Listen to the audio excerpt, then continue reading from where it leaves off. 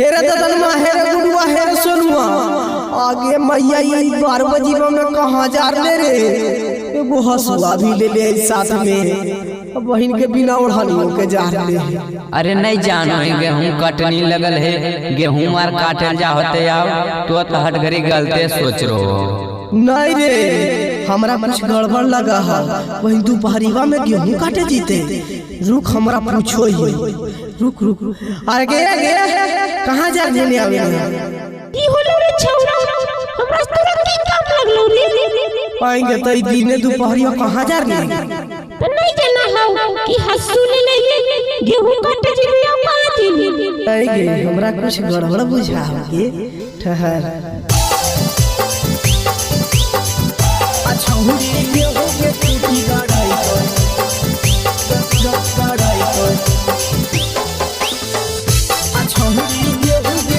गाड़ाई Magahi recording studio Samastipur से पूरा गेहूं काटी जहिने जब दोपहरिया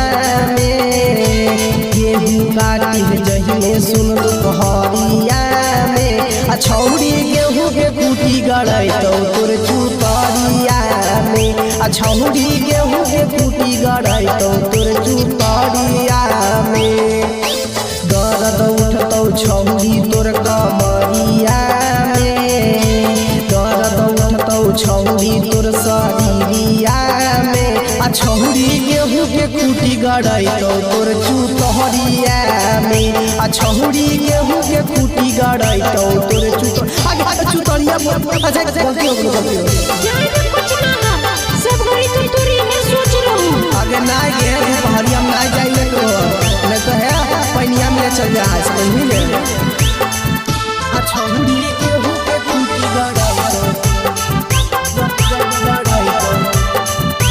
तोर चुतरिया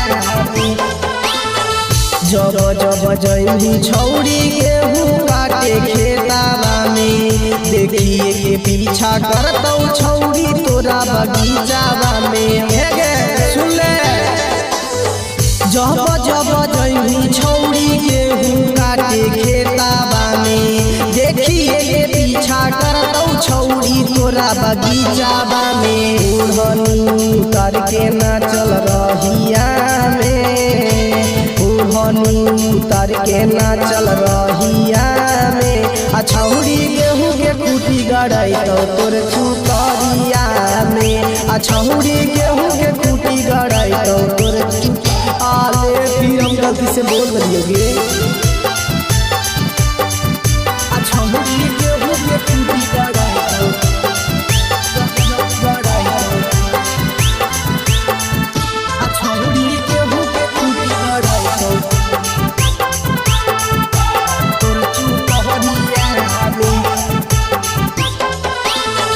हसुआ में जतना भेजा रहो तोरा धार गे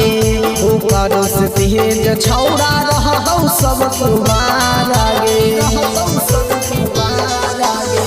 हसुआ में जतना भेजा रहो तोरा धार गे